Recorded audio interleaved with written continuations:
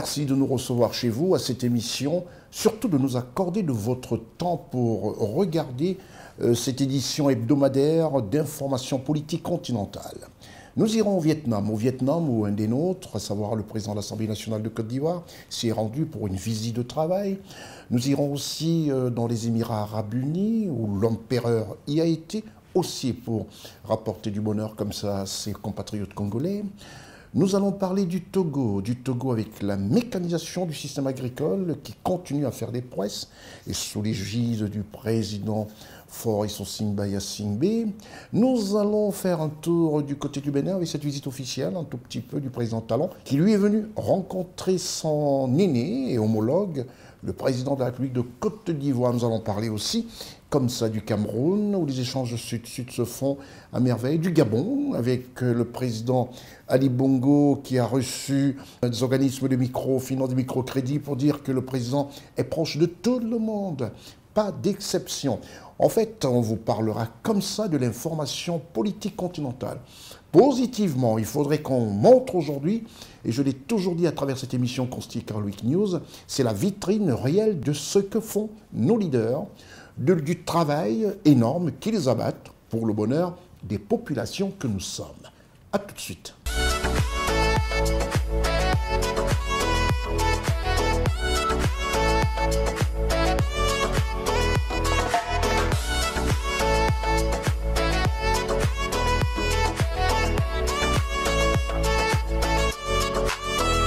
Tout en remerciant notre partenaire, les magasins Orca, tout de suite, nous allons au Vietnam. Et au Vietnam, le diamant noir du RHDP, le président de l'Assemblée nationale de Côte d'Ivoire, a effectué une visite de travail auprès de son homologue vietnamien. Il a rencontré de nombreuses personnalités politiques. Il était en compagnie d'une forte délégation de parlementaires ivoiriens.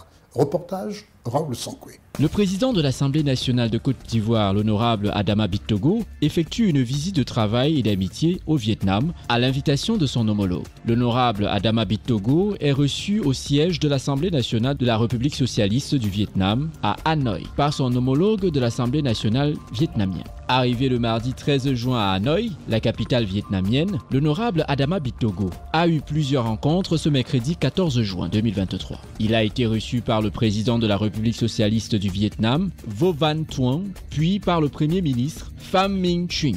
Au menu de ces rencontres, le renforcement de la coopération entre la Côte d'Ivoire et la République socialiste du Vietnam, notamment sur le plan économique. La délégation de parlementaires ivoiriens, conduite par l'honorable Adama Bittogo, a eu également une séance de travail avec le président de l'Assemblée nationale du Vietnam, Van Dinh Hue. À l'issue de cette rencontre, un mémorandum d'entente entre les deux parlements a été signé, marquant ainsi le début d'une coopération durable.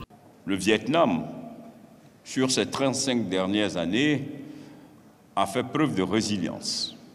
Le Vietnam est donc un exemple pour beaucoup de pays africains. Investir en Côte d'Ivoire, c'est investir dans la sous-région. La Côte d'Ivoire est donc une porte d'entrée, stable par son économie, stable par sa politique et dynamique, bénéficiant donc du leadership de son président.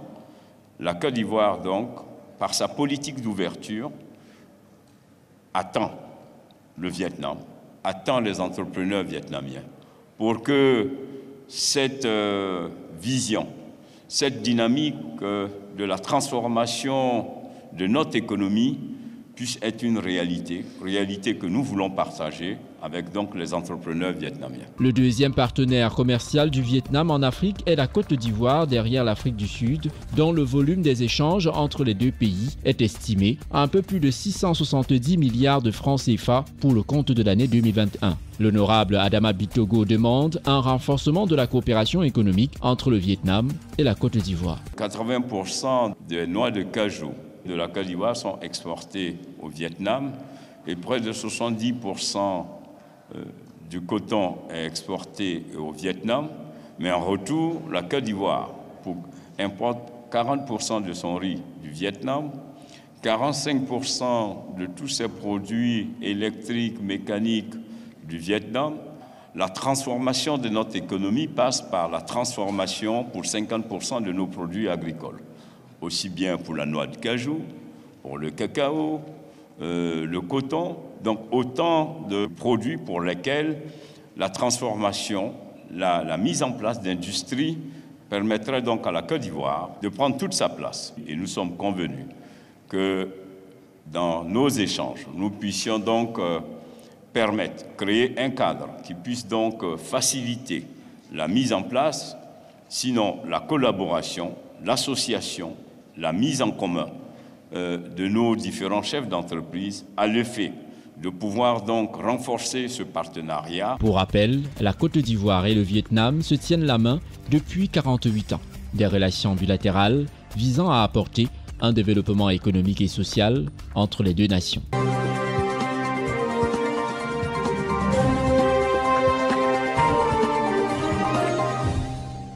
Nous quittons le Vietnam comme ça pour la France. La France est principalement au Bourget, où se tenait le 54e Salon international de l'aéronautique et de l'espace. Et à ce salon, y a participé le ministre d'État, ministre de la Défense de Côte d'Ivoire, M. Téné Birahima Ouattara, soucieux de la défense des Ivoiriens, de la protection et surtout de la paix. Pour tous les Ivoiriens, il est toujours présent partout où se tient un salon sur la défense. Et là, pour le cas d'espèce, c'est un salon international de l'aéronautique et de l'espace, à savoir les avions. Que faudra-t-il acquérir pour la Côte d'Ivoire? Nous allons au Bourget principalement, dans la République française, pour un reportage de ce salon international de l'aéronautique et de l'espace. Pour sa 54e édition, le Salon du Bourget revient dans un contexte de forte reprise après 4 années difficiles. Avec 2 thèmes au cœur de l'événement, la décarbonisation et l'emploi. Le plus grand salon aéronautique et spatial au monde fait son grand retour. Organisé tous les 2 ans à l'aéroport de Paris-Le Bourget, il avait été annulé en 2021 en raison du Covid-19.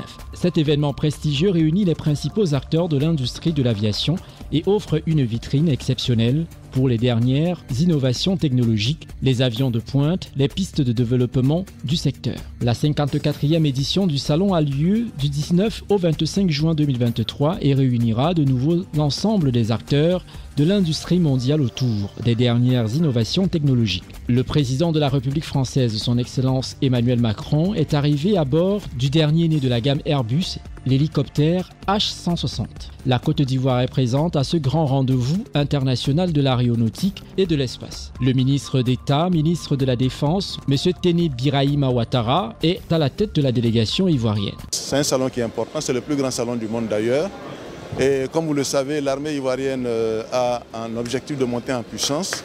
Et il est bon que nous puissions venir sur place pour voir en fait les opportunités qui nous sont offertes en matière d'aviation, d'hélicoptères, de drones et de tout ce qui donc concourt à la montée en puissance de l'armée de l'air. Donc c'est la raison de notre présence à Paris depuis ce matin pour quelques jours, parce que tous les fournisseurs du monde sont présents ici et nous allons faire le tour pour voir un peu quelles sont les opportunités qui nous sont offertes pour pouvoir aller à la montée en puissance de l'armée de Côte d'Ivoire. Ce sont plus de 2000 exposants issus de près de 50 pays qui se retrouvent au Salon du Bourget pour exposer leurs découvertes et nouveautés aux plus de 300 000 visiteurs attendus. On y retrouvera des centaines d'avions et hélicoptères au sol ainsi qu'en air lors de nombreuses démonstrations de vol ainsi que des présentations technologiques qui se dérouleront tout au long du salon. 300 délégations officielles venant de 100 pays sont attendues au Salon international de l'aéronautique et de l'espace. Le tableau de commande se remplit soudainement dès ce lundi, premier jour du salon. La compagnie aérienne nationale de l'île Maurice, Air Mauritius, a ouvert le bal en confirmant la commande auprès de Airbus de 3 avions long courrier A350.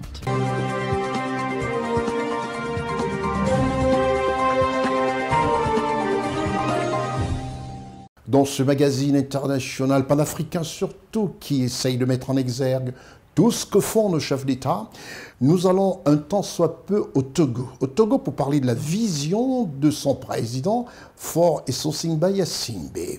Soucieux de la mécanisation agricole dans la ligne de mire de sa vision, le président Faure Essossimba-Yassingbe a posé la première pierre du CRMA de Palimé. C'est le 2e du genre pour couvrir les besoins des populations togolaises. Quand on sait que dans sa vision, le président Faure Essossimba-Yassingbe a mis un point d'honneur sur l'agriculture, sa mécanisation est un souci et un élément clé de sa vision. Reportage. Le chef de l'État togolais, son Excellence Faure Essozimna Gnassingbé, a présidé la cérémonie de pose de la première pierre pour la construction d'un centre régional de mécanisation agricole pour le compte des plateaux ouest. Pour le ministre de l'Agriculture, de l'Élevage et du Développement rural, Antoine Lepa Gogweni, la création de ce deuxième centre régional permettra d'améliorer significativement le taux de mécanisation agricole et de couvrir les besoins des populations de la région. Il a témoigné à cet effet sa reconnaissance au chef de l'État pour sa vision de faire de la mécanisation agricole l'un des leviers de modernisation du secteur. Excellence, Monsieur le Président de la République,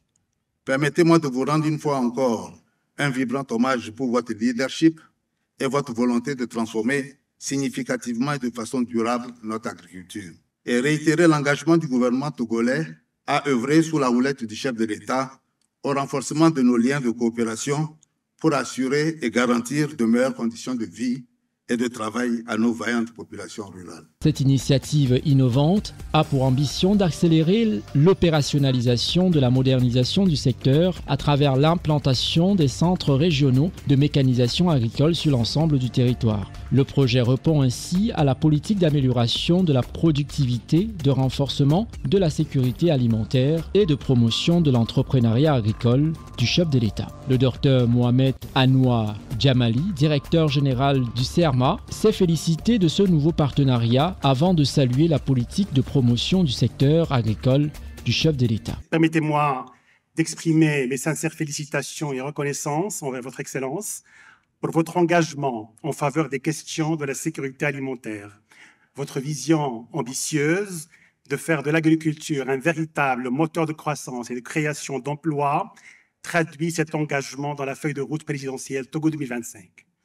Excellence, Monsieur le Président, OCP Africa, filiale du groupe OCP, groupe africain, leader mondial dans l'industrie des engrais phosphatés, a pour mission ultime de contribuer au développement durable des écosystèmes agricoles en Afrique. La particularité de ce centre est la mise en place d'un laboratoire ultra-moderne pour l'analyse des sols, l'établissement et la mise à jour de la carte de fertilité des sols, le contrôle qualité des engrais pour d'autres régions et partenaires du pays.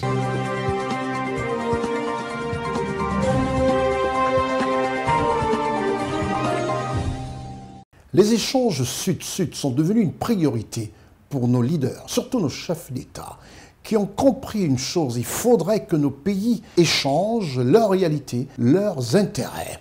Et dans ce sens, au Cameroun, le président de la République, son Excellence Paul Biya, dans son palais à Itoudi, dans la capitale camerounaise Yaoundé, située sur l'une des collines, principalement dans le village du franco-camerounais Yannick Noah, champion de tennis.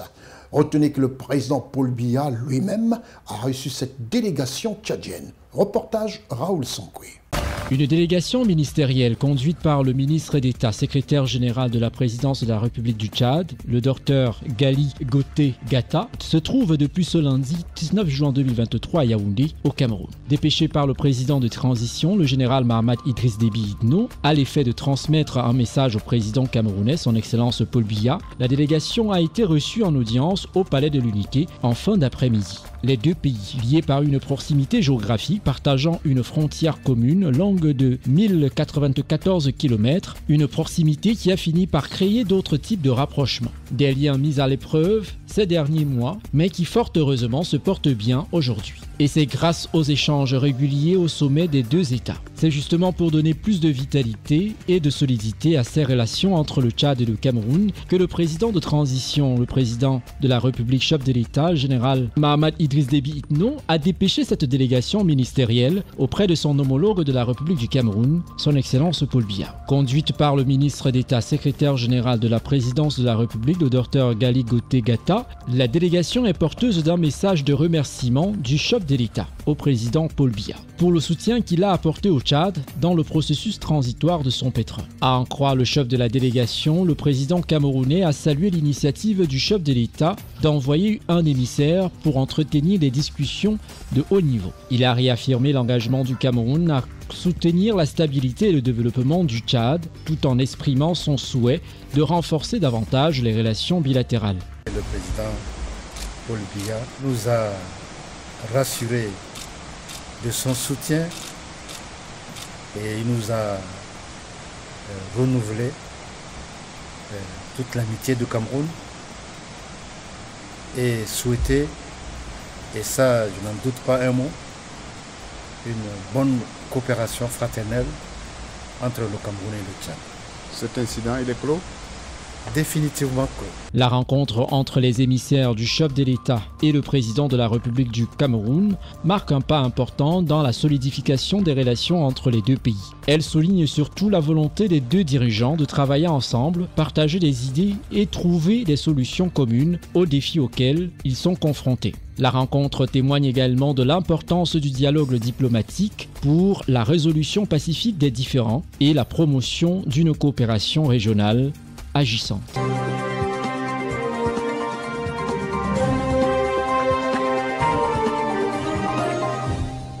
La guerre ukraino-russe sème des troubles et surtout cause aussi un souci à l'Afrique entière. Une délégation des chefs d'État africains a décidé comme ça de se rendre en Ukraine et en Russie. Et là-bas, cette délégation africaine est allée porter le plan de paix africain, difficile à mettre en œuvre. L'Afrique, par ses chefs d'État, était à la rencontre du président russe à Saint-Pétersbourg. Au sommet de cette rencontre, la paix. Nos chefs d'État, parmi lesquels le président du Sénégal Macky Sall, le président de l'Afrique du Sud, étaient tous à cette rencontre avec le président russe, Vladimir Poutine. Reportage.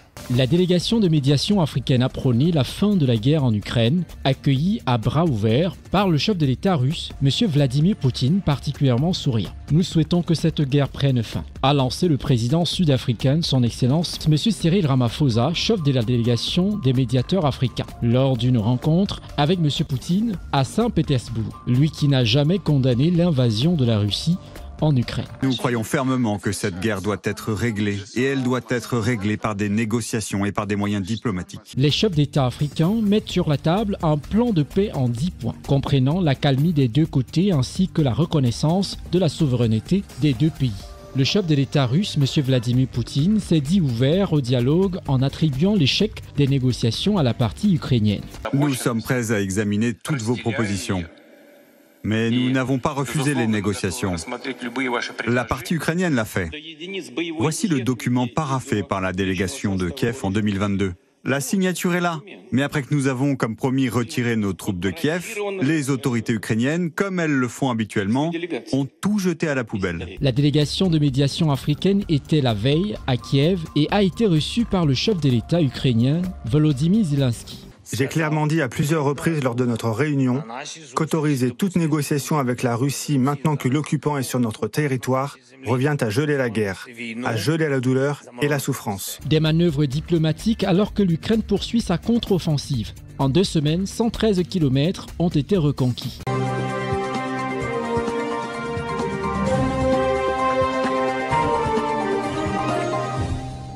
Un vol d'oiseau, ça fait beaucoup d'heures pour quitter l'Est de l'Europe, à savoir l'Ukraine et la Russie, pour le Gabon. Le Gabon au cœur de l'Afrique centrale, où le président Ali Bongo, qui dit tout simplement « je suis en forme » et qui reçoit tout le monde, toutes les couches sociales de son pays, le Gabon. Pour la circonstance, le président Ali Bongo, président de la République gabonaise, a reçu les responsables des organismes de microcrédit. Reportage Raoul Sankoué. Le président de la République du Gabon, son Excellence Ali Bongo Ondimba, a reçu ce mardi les responsables des établissements de microfinance pour évoquer la mise en place d'un programme de microcrédit inédit. L'objet de notre échange avec le président de la République ce matin était de réfléchir et de trouver des mécanismes pour accompagner les petits agents économiques dans les 9 provinces du Gabon à des taux défiant toute concurrence. Le soutien et l'appui de l'État s'avèrent déterminants pour l'accompagnement des petits opérateurs économiques. Le secteur de la microfinance n'a pas accès au financement banque centrale, ce qui fait qu'aujourd'hui, pour financer au taux qui est même en dessous de ce qu'offrent les banques commerciales, il faut forcément le soutien des plus hautes autorités, mais également avoir la possibilité de structurer les agents économiques qui sont dans le secteur informel. Nous avons également besoin effectivement des plus hautes autorités dans le cadre de la création de ces entreprises. Le président de la République du Gabon, son Excellence Ali Bongo Ondimba, a annoncé lors de sa tournée républicaine que le programme de microcrédit mis en place devrait permettre d'engager 7,5 milliards de francs CFA par province. L'État se porte en caution par le biais d'Okoumé Capital. Les bénéficiaires de ces microcrédits se verront appliquer un taux très préférentiel. Au maximum, 6% tout tarse confondu de taux d'intérêt annuel. De plus, les frais de dossier n'excéderont pas 10 000 francs CFA hors taxe. Et aucune autre charge ne sera refacturée aux emprunteurs dans le cadre de ce programme. On voulait voir avec le numéro 1 gabonais comment réfléchir et donner l'opportunité à ces petits agents économiques-là de se refinancer à un taux à 6%, sans garantie réelle, et leur donner la possibilité à travers l'ANPI de créer des entreprises en un jour. Exclusivement réservé aux Gabonais, entrepreneurs individuels gabonais, TPE ou petites et moyennes entreprises détenues par les Gabonais, ce dispositif sera accessible partout sur le territoire national, dans chacune des 9 provinces du pays. Le montant du crédit octroyé sera compris entre 200 000 et 1 500 000 francs CFA. Un point important, toute demande du crédit sera traitée et notifiée au demandeur dans un délai de 72 heures maximum, conformément à l'exigence de rapidité et d'efficacité souhaitée par le chef de l'État. Ce programme de microcrédit à taux très préférentiel s'inscrit dans la volonté du président de la République du Gabon, son Excellence Ali Bongo Ondimba, de dynamiser l'activité économique via le secteur privé en ne laissant aucun Gabonais de côté. Le chef de l'État, son Excellence Ali Bongo Ondimba, s'est fixé pour objectif à moyen terme d'atteindre le plein emploi, un objectif réaliste et accessible qui passe notamment par la stimulation de l'entrepreneuriat et la promotion de l'auto-emploi.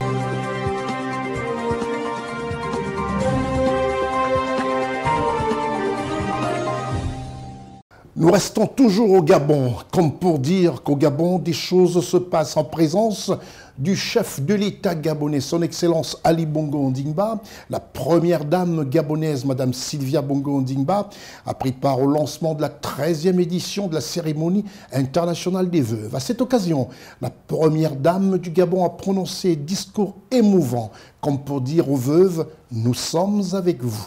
Relayé par le discours du président de la République devant un parterre de personnalités politiques gabonaises, parmi lesquelles triées au volet la présence du vice-président de la République gabonaise, la présence du Premier ministre, chef du gouvernement gabonais, et la présence aussi du président de la Cour constitutionnelle gabonaise. À cette cérémonie de lancement, les veuves ont été rassurées du soutien du couple présidentiel avec en tête de file Madame Sylvia Bongo Ondimba. Reportage. Engagée à promouvoir les droits des veuves et des orphelins depuis 2010, la première dame du Gabon, Sylvia Bongo Ondimba, et son époux, le chef de l'État, ont marqué de leur empreinte la cérémonie dédiée à la 13e édition de la Journée internationale des veuves. Une nouvelle édition qui vise à améliorer le processus des droits successoraux du conjoint survivant et de l'orphelin. Les acteurs impliqués pour cette cause noble ont réfléchi durant des semaines afin d'aboutir à des lois et politiques publiques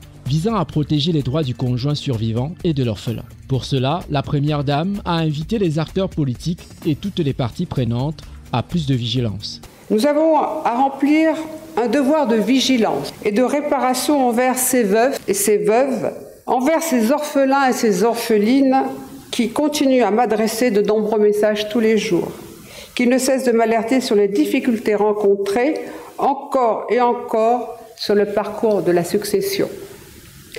Des messages qui disent le désespoir, qui appellent à l'aide en dernier recours. En cette semaine qui célèbre la 13e édition de la Journée internationale des veuves, j'ai véritablement à cœur que nous trouvions des solutions pérennes pour qu'une fois pour toutes, nous mettions un terme à ces dérives. Cette 13e édition, placée sous le thème « La reconnaissance des droits successoraux, comment ça marche ?» a été marquée par les témoignages des personnes victimes, le débat des experts sur la question pour trouver des solutions pérennes. Sous l'impulsion du président de la République du Gabon, son Excellence Omar Bongo Ondimba, le Gabon s'est engagé dans la mise en place d'une protection solide et une inclusion sociale pour toutes ces personnes vulnérables. La situation des veuves a évolué au Gabon, mais pas suffisamment. manifestement. Chaque semaine, dans notre pays, des veuves sont victimes de spoliation, jetées hors de leur maison, laissées sans le sou. Cette situation est intolérable et je ne saurais d'ailleurs la tolérer. C'est pourquoi je profite de cette occasion, à quelques jours de la 13e édition de la Journée internationale des veuves, pour appeler à un sursaut. Des verrous administratifs doivent sauter. Un meilleur accompagnement des veuves concernées doit être envisagé. Des failles dans notre droit, notamment successoral, doivent être comblées. Pour que demain, à la douleur de la perte d'un époux, ne viennent plus s'ajouter d'autres malheurs. Au sortir de ce moment de réflexion, des recommandations fortes ont été remises au chef de l'État, son Excellence Ali Bongo Ondimba, qui a promis de faire sauter les verrous administratifs pour que les conjoints, survivants et les orphelins soient rétablis dans leurs droits.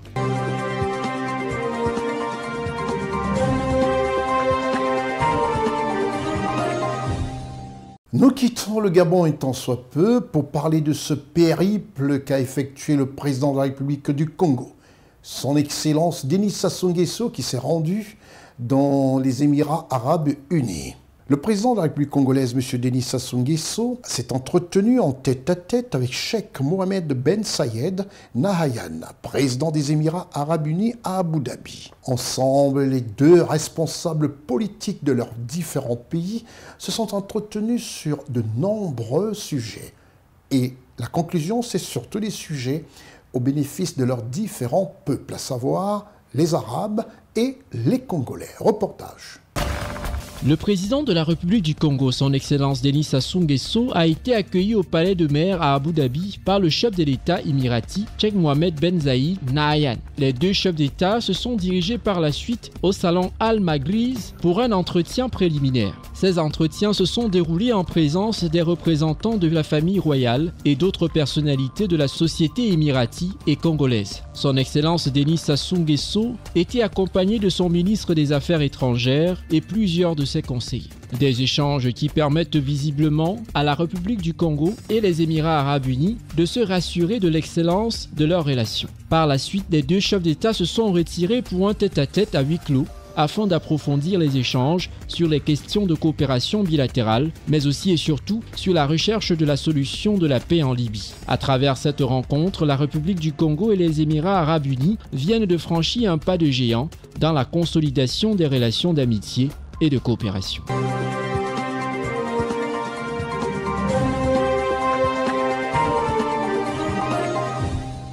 Paris a bougé cette semaine. La cause, un grand sommet sur le nouveau pacte financier se tenait avec la présence de nombreux chefs d'État africains ainsi que des premiers ministres et d'autres dirigeants politiques. Le président de la République du Tchad, puisque c'est de ce pays que nous parlerons dans un instant, s'est rendu en France. Là-bas, il a décidé de participer à cette grande rencontre, en présence du président de la République française, M. Emmanuel Macron, et de ses homologues africains, pour parler du nouveau pacte financier. Reportage. Le président de la République du Tchad, le général Mahamat Idriss Déby Itno, se trouve à Paris en France. Il participera du 22 au 23 juin au sommet pour le nouveau pacte financier mondial, convoqué par le président de la République française, son Excellence Emmanuel Macron. Ce sommet qui réunira des sommités du monde politique et économique mondial a pour objectif de jeter les bases du nouveau système financier pour relever les défis communs du XXIe siècle, en particulier la lutte contre les inégalités, le changement climatique et la protection de la biodiversité afin de favoriser une croissance économique équitable et inclusive. Le sommet de Paris est décliné en 6 tables rondes de haut niveau et une quarantaine d'événements parallèles. C'est le président de transition, président de la République du Tchad, chef de l'État, général Mahamat Idriss Déby Itno, en personne, qui va apporter la part de lumière du Tchad à cet exercice d'établissement d'un nouveau pacte financier mondial. Le chef de l'État est accueilli à son arrivée dans la capitale française par le personnel diplomatique tchadien en poste dans l'Hexagone sous la conduite de l'ambassadeur Kedala Younous Hamidi, ainsi que de quelques membres de la colonie tchadienne vivant en France. Après cet accueil, le cortège du président de la République, le général Mahamat Idriss Déby Itno, et la délégation qui l'accompagne s'est ébranlé vers le centre-ville pour rejoindre le lieu de résidence du chef de l'État dans la capitale française. Le Tchad est appelé à jouer un rôle clé lors de ces négociations cruciales pour l'avenir du monde. Son expertise et son engagement en faveur du développement économique et de la stabilité dans la région du Sahel font de lui un acteur incontournable dans les discussions sur l'avenir financier mondial. D'ailleurs, le chef de l'État, le général Mahamad Idriss Déby Itno, est sollicité pour animer avec ses pairs une table ronde sur le thème « Dette et affectation des droits de tirage spéciaux, bilan et perspectives ». Pendant les 2 jours de travaux, les yeux seront donc tournés vers Paris, où les dirigeants mondiaux se réunissent pour façonner un avenir financier plus promoteur et inclusif pour tous.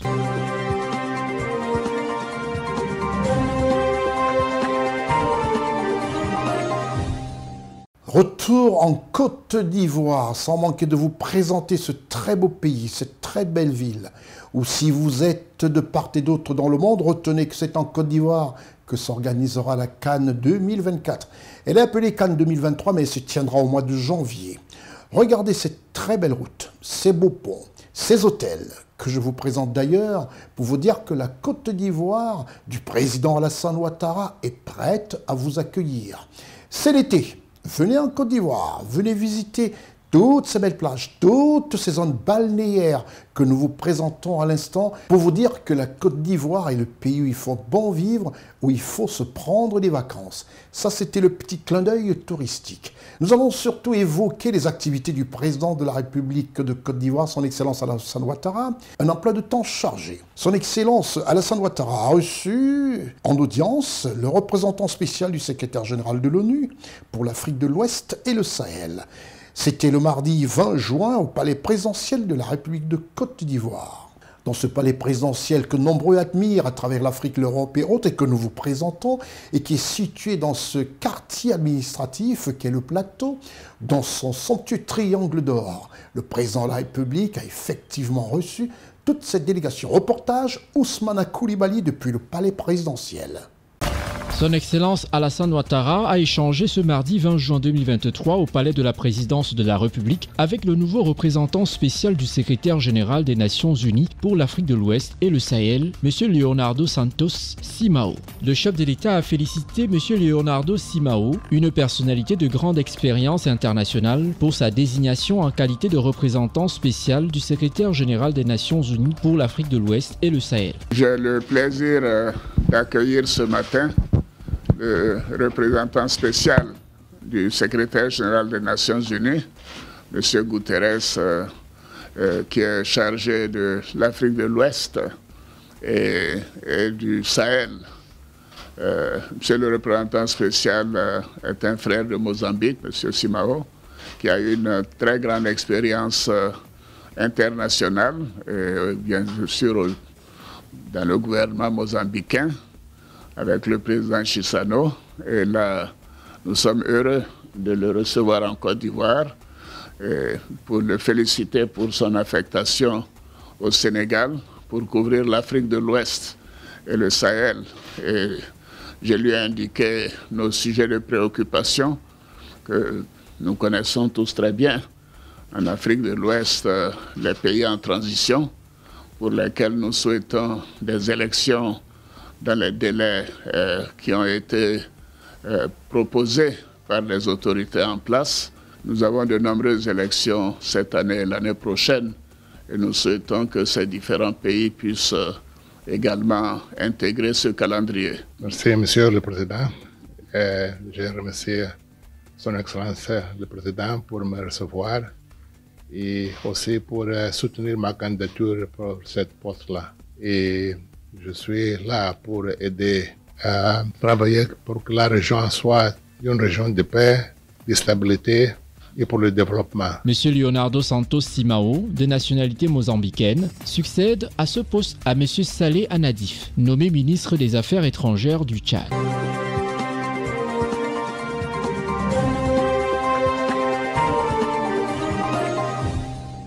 C'est un ballet diplomatique que vit la Côte d'Ivoire.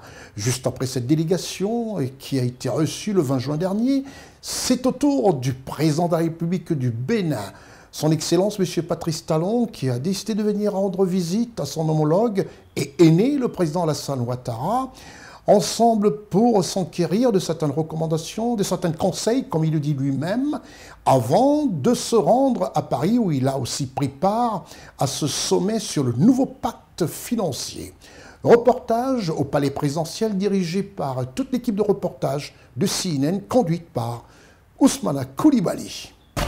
Le président de la République du Bénin, son Excellence Patrice Talon, est arrivé en Côte d'Ivoire ce mercredi 21 juin 2023 pour une visite d'amitié et de travail de 24 heures. Il a été accueilli à sa descente d'avion par le ministre conseiller spécial du président de la République, M. Ali Coulibaly. Ensuite, un bref échange entre les deux personnalités au pavillon présidentiel de l'aéroport Félix Houphouët-Boigny d'Abidjan. Il est environ 13h27 quand la berline transportant à son bord le président de la République du Bénin, son Excellence Patrice Talon, a franchi le portail du palais présidentiel de la République de Côte d'Ivoire. Il est accueilli par son homologue ivoirien, son Excellence Alassane Ouattara. Sans tarder, les deux chefs d'État se retirent pour un tête-à-tête. Pour le président de la République de Côte d'Ivoire, son Excellence Alassane Ouattara, chaque fois que le président de la République du Bénin, son Excellence Patrice Talon, est reçu au palais de la présidence de la République de Côte d'Ivoire, la rencontre reste fraternelle. J'ai le plaisir et le grand honneur d'avoir le président de la République du Bénin, le président Patrice Talon, si je me permets, mon jeune frère, qui est venu nous voir pour une visite de travail et d'amitié. Le président, merci de nous honorer et de passer un peu de temps avec nous. Son Excellence M. Patrice Talon s'est réjoui d'être à Abidjan pour échanger avec le chef de l'État, son Excellence Alassane Ouattara, sur des préoccupations communes, notamment la situation sécuritaire, économique et sociopolitique dans la sous-région. C'est toujours avec bonheur et honneur que je viens ici en Côte d'Ivoire et cette occasion m'offre à nouveau ce plaisir et cet honneur. D'autant que nous sommes dans une phase actuelle un peu de préoccupation. Donc, venir voir le président, mon grand frère, pour échanger sur les préoccupations communes qui concernent la sécurité dans la sous-région, les diverses élections que nos pays abordent ces temps-ci, ainsi que la question de financement, du développement. Nous avons un sommet à Paris à partir de demain. L'occasion était bonne pour moi de venir échanger avec le président Ouattara. La Côte d'Ivoire qui est, vous savez très bien, le moteur de notre communauté économique du mois. Donc, et évoquer ce sommet et échanger sur les points de vue qui sont les nôtres et que nous aurons à présenter, à défendre durant les tables rondes et le sommet de demain après-demain. Donc toutes les occasions sont bonnes pour moi pour venir prendre la bénédiction, pour venir échanger avec le grand frère et goûter à l'hospitalité ivoirienne. Le président de la République de Côte d'Ivoire, son Excellence Alassane Ouattara, a remercié son jeune frère, le président de la République du Bénin, son Excellence Patrice Talon, pour cette visite et pour l'entretien qu'ils ont eu, au cours de laquelle ils ont évoqué les sujets d'intérêt commun.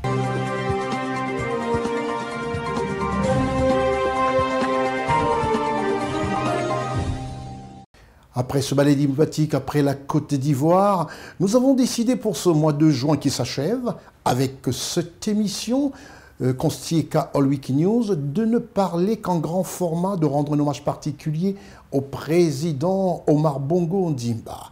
Ce président, ce grand fils d'Afrique qui nous a quittés un mois de juin de l'année 2009.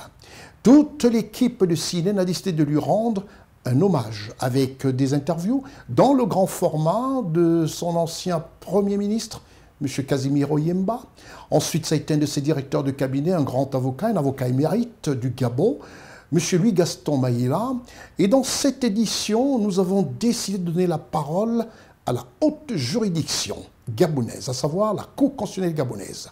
Vous écouterez les juges constitutionnels de la haute juridiction gabonaise, à savoir la Cour constitutionnelle, dire et faire des révélations sur l'homme Omar Bongo qu'ils ont connu. C'est l'heure du grand format. Le président Omar Bongo Ondimba m'accordait, il y a 3 décennies, presque 3 décennies de cela, une interview rarissime, baptisée Confidence. Le président, de manière décontractée, a reçu toute mon équipe et moi-même, et comme vous apercevez, dans ces images comment je lui mets son micro avant de démarrer cette émission où il a détendu toute l'équipe, tous les caméramans, tous les cadreurs, tous les ingénieurs lumière. Nous avons passé 4 heures ensemble à parler de tout. Le président s'est pratiquement livré de secret en secret, de confidence en confidence. Une seule heure de cette émission a été diffusée en 1996 sur une chaîne de télévision internationale.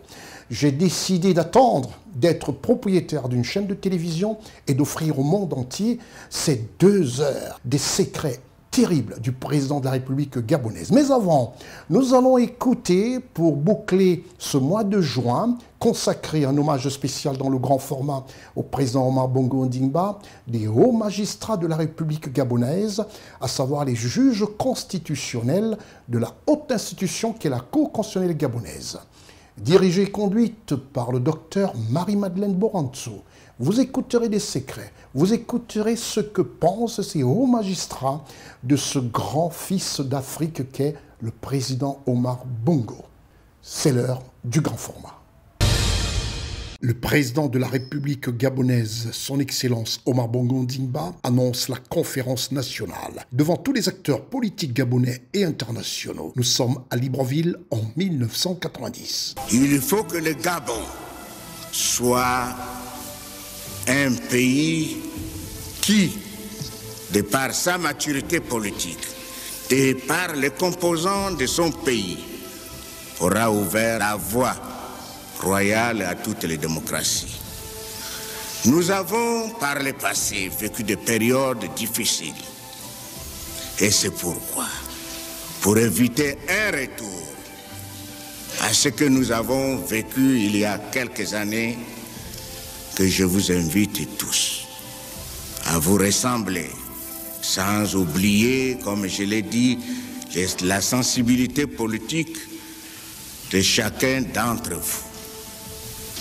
Pour ma part, croyez-moi, je n'ai jamais, comme aucuns ont dû le dire ici et là, trompé le peuple gabonais. J'ai pris personnellement, sans contrainte,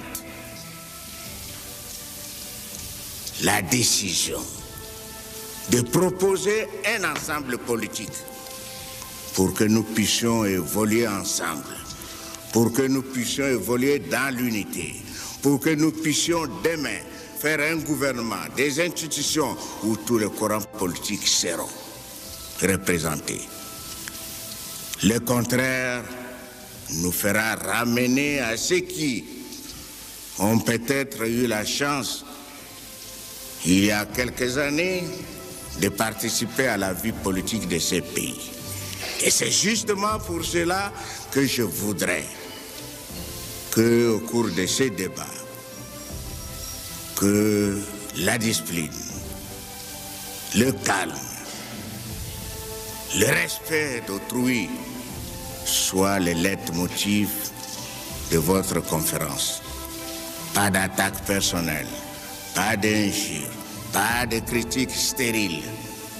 Autrement dit, du passé, faisons table rase. Madame le Président de la Cour constitutionnelle gabonaise, Dr Marie-Madeleine Boranzo, pouvez-vous nous dire ce que vous avez ressenti à l'annonce du décès du père de la nation gabonaise, Omar Bongo Ondimba? Mon ressenti à la suite de l'annonce de la disparition du président Omar Bongo Ondimba a été très... ça a été... vous voyez déjà que je n'arrive même plus. Je n'arrive pas à en parler parce que tout simplement c'était difficile. On écoute les juges constitutionnels gabonais, M. Zébé Kalé, Mme Louise Angué, M. Christian Binumba Fernandez, M. Sosten Momboa, Mme Lucie Aklan et M. Jacques Lebama nous dire leur ressenti lors du décès du père de la nation, Omar Bongo Ondimba. C'était une situation particulièrement lourde, émotionnellement difficile. La forte détresse, l'indescriptible affliction qui s'est emparée de tout le peuple gabonais, j'ai ressenti personnellement un grand vide et une grande angoisse. Lorsque l'annonce est faite, c'est le sentiment d'un arrêt brusque de la République. Un seul être vous manque et tout est dépeuplé.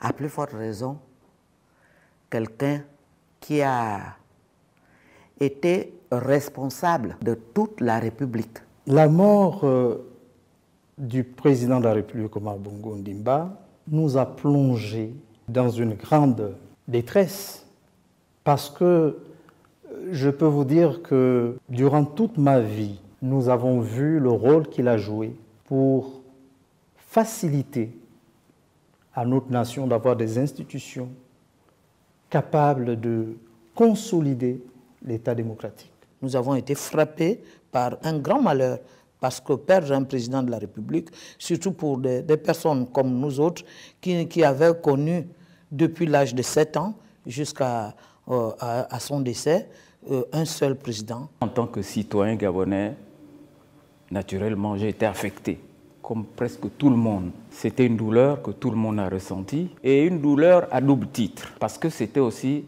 le président du Conseil supérieur de la magistrature. Les juges constitutionnels Afrikita Angonjo épousent Mbanyena et M. Edouard Ongandanga qualifient à leur manière le décès du président Omar Bongo Ondimba. Ça a été un séisme, ça a été terrible, à telle enseigne que lorsque le corps du président de la République, Omar Bongo Ondimba, est arrivé à Libreville, je pense que nous étions nombreux à nous dire que donc c'est vraiment vrai. C'était difficile. Difficile parce qu'on perdait un grand homme, un homme qui savait rallier, qui savait rassembler, un homme qui avait le sens du pardon, un homme qui ne connaissait pas la sanction. Le docteur Marie-Madeleine Boranzo, président de la Cour constitutionnelle gabonaise, parle ici de la sagesse du président Omar Bongo Ondimba. Le président Omar Bongo Ondimba, deux aspects que nous pouvons relever. C'est lui qui a convoqué la conférence nationale. Alors qu'il avait institué le parti unique, il avait eu cette sagesse de revenir, de convoquer toutes les couches sociales de notre pays pour revenir au multipartisme. Au sujet de la conférence nationale, voilà ce que dit le doyen de juges constitutionnels et le président de la Cour constitutionnelle gabonaise. C'était un visionnaire. Il voyait plus loin que le temps présent. Lorsqu'il a senti le discours de la Baule, le président Mitterrand, il était le premier pays qui a organisé sa conférence nationale. Il s'est rendu compte que le monde bougeait. Le mur de Berlin était tombé, le discours de la Baule, il a senti que le monde devait bouger, y compris le Gabon. Mais au lieu que ça bouge dans le désordre, il a dévancé en décidant de la tenue d'une conférence nationale au sein de laquelle les débats étaient francs, étaient même houleux à la limite, mais il estimait que c'était un tournant nécessaire. C'est de là qu'est né le multipartisme au Gabon. La paix a été maintenue. Grâce à ce dialogue, les gens se sont défoulés, ils ont dit ce qu'ils avaient au cœur, et de là est sorti un autre Gabon, maintenant dans une ère multipartiste. Donc c'est lui pratiquement le père de non seulement la nation, mais également du retour au multipartisme, à l'état de droit démocratique dans notre pays. Et c'est lui également qui a, comme je venais de le dire, montré l'exemple à tous les responsables des institutions, tous les partis politiques et tous les citoyens gabonais, dans le sens que lorsque la Cour constitutionnelle rend sa décision, même si celle-ci ne convient pas aux intérêts ou ne va pas dans le sens de ce qui est souhaité par tel ou tel, y compris même son propre camp, il faut respecter les décisions rendues par cette instance. Les juges constitutionnels gabonais, M. Jacques Lebama et Mme Afrikita Angonjo, épouse Mbanyena, retiennent ceci du président Omar Bongo Ondimba. Le président Omar Bongo, en tant que président du Conseil supérieur de la magistrature, car j'ai occupé ces fonctions pendant longtemps. Ce qui m'a marqué, c'est que je n'ai jamais eu de pression d'intervention, et ça c'était formidable. On rendait nos décisions tranquillement. Le président Omar Bongo, c'était un grand homme d'État. On a eu un chef d'État qui ne s'immisçait pas dans les affaires de la justice. Voilà quoi, mais on garde un bon souvenir de lui et paix à son âme. Pendant 42 ans, on a vécu dans la paix, Monsieur Kostieka. C'est vrai, il pouvait avoir des problèmes. Comme on le sait tous, le président Omar Bongo Ondimba, c'était un homme de dialogue, c'était un homme de paix. Donc, quel que soit le problème qu'il y avait, il finissait toujours par trouver la solution. Il finissait toujours par s'asseoir avec les opposants. Il finissait toujours par régler les problèmes, non pas seulement au Gabon, comme vous le savez bien, mais quasiment dans l'ensemble du continent. Il était sollicité par ses pairs pour pouvoir régler les conflits. Le juge constitutionnel Louise Angué se souvient encore, comme si c'était hier, des capacités indéniables du président Omar Bongo Ondimba. Quelqu'un qui a été responsable de toute la République, responsable du bien-être de toutes les populations vivant en République gabonaise pendant plusieurs décennies. Quelqu'un qui pouvait mettre un nom sur le visage du chef de village de la contrée la plus reculée du Gabon. Quelqu'un qui se souvenait de tous ceux qui ont cheminé avec lui jusqu'à la sanction suprême. Quelqu'un qui était regardé non plus comme un chef d'État, non plus comme le président de la République, mais comme un père, parce qu'il traitait tout le monde de cette façon-là. Quel que soit le problème qui lui était soumis, il le traitait comme on nous l'a appris pendant les cours de déontologie à l'École nationale de la magistrature. On nous répétait que le procès de chacun, c'est le procès de sa vie. C'est-à-dire, ne néglige aucun différent. Voilà comment moi je percevais le président de la République, Omar Bongo Ondimba. Voilà ce que révèle le doyen des juges constitutionnels sur la personnalité du président Omar Bongo Ondimba.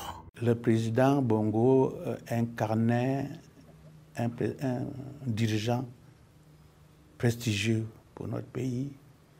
Il a aux multiples talents. C'était un dirigeant intransigeant lorsque les intérêts de son pays étaient en cause. Il était aussi un bâtisseur infatigable.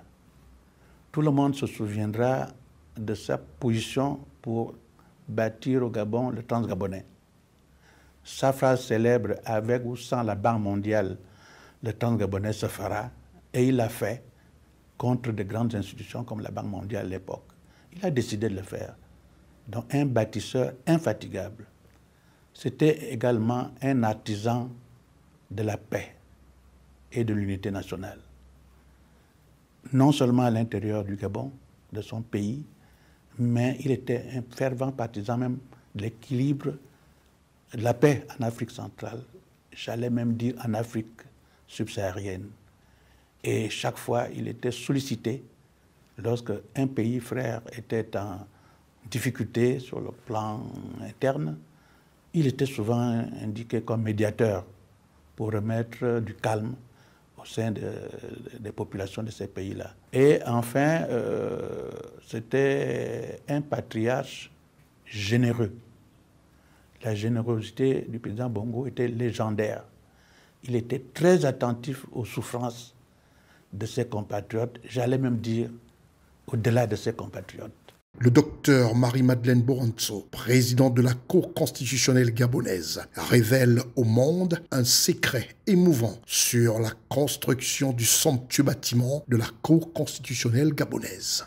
le président Omar Bongo Ondimba, je vais vous le dire, a mis la main à la pâte dans la réalisation du plan de construction de ce bâtiment. Le président Omar Bongo Ondimba, mes collègues et moi à la présidence, pour lui présenter les plans du futur palais de la Constitution, le président Omar Bongo va prendre un bic sur sa table et va commencer à ajouter des éléments.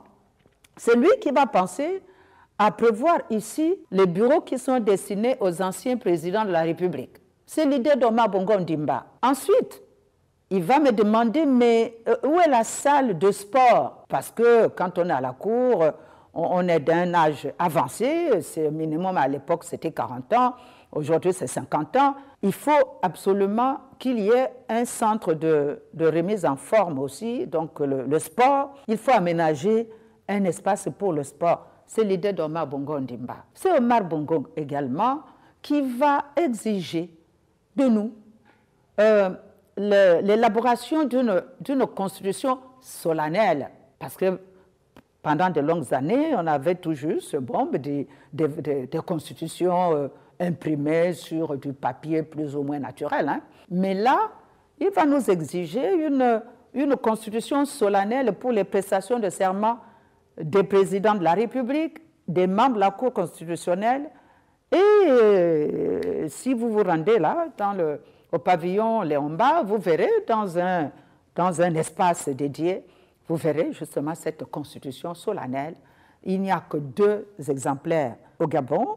Un exemplaire est conservé à la Cour constitutionnelle et un autre exemplaire conservé par le président de la République, qui par ailleurs est le garant politique de la Constitution, alors que la Cour constitutionnelle est le garant juridique de la loi fondamentale. Omar Bongo Ondimba, les enfants du Gabon, les enfants d'Afrique ne t'oublieront jamais. Repose en paix.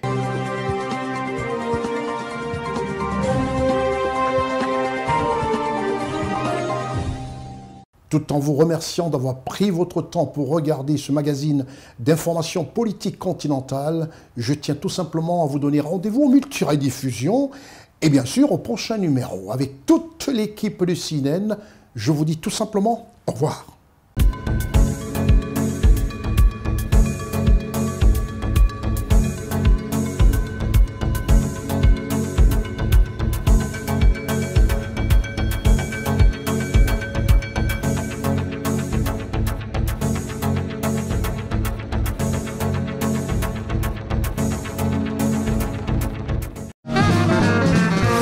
Rendez-vous du roi de la télé sur CNN avec son magazine d'information politique afro-mondiale Constieka All Week News en multidiffusion toutes les 3 heures sur CNN, la télévision autrement, disponible sur les bouquets Créolink O12, numéricable O12, sur les bouquets Télépac, l'IMEX et en streaming sur www.cnntv.ci en couverture mondiale.